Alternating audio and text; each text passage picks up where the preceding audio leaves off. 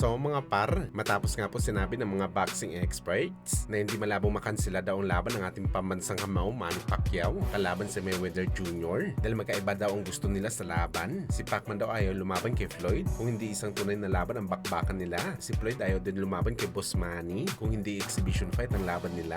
Ayaw kasi itayan ni Floyd ang nag-iisang record nito kalaban ng fighter na merong gigil sa kanya sa bakbakan. Pero ayaw naman sa boxing trainer na si Robert Garcia at mga ilang boxing promoter kung sakali makausad man daw ang laban ni Pacman at Floyd at maging exhibition fight ang bakbakan nila dahil malamang si Floyd ang masusunod dito sa rason na siya ang A-side sa laban. Posible daw mga idol na hindi na daw ito may ituturing super fight ang bakbakan ng dalawang legend at isa na lang daw ito regular fight ang laban. Sa madaling salita mga idol, kung merong nakaabang na 100 million ng mga boxing fans para manood ng laban, tatapyas na ito ng halos 50% at alam na natin mga idol ang kasunod nito, tapyas din nakikitain ng dalawang legend. Kung napabalitang ina-expect ni Pacman, nakikitain niya sa tunay na laban kay Floyd ng 150 million US dollars. Posible maging 50 million na lang ito mga boss. Times 2 talaga nabawas. 100 million US dollars. 100 million US dollars ang posibleng mawala o 6 billion pesos para sa pera natin. Kaya isa malaking statement talaga mga idol. Ang mga sinabi ni Floyd na exhibition fight lamang ang laban nila ni Boss Manny. Malaki talaga ang nawala dahil doon.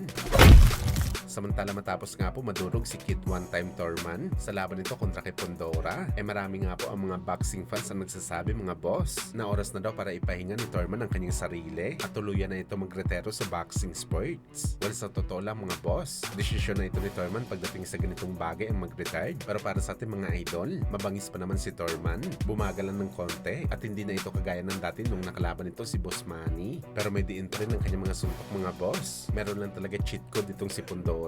Mahirap talaga talunin si Pondora sa bakbakan dahil sa advantage nito sa haba at tangkad. Pwede pa naman talaga lumaban si Thurman sa mga bigati na kalaban kagaya ni Errol Spence Jr. at Jaron Ennis, yung tipong kahit lang nito sa laban. Pero ang problema mga idol, makakabangon pa kaya na malakas si Thurman, lalo pa tumanggap talaga ito ng masakit na punishment kay Pondora. Meron kasi kasabihan sa boxing sports na kapag nakatikim ka daw na matinding bugbog, unti-unti na daw kinakain ng kumpiyansa mo sa sarili sa bakbakan. Kaya abangan na lang natin ang desisyon ni Thurman.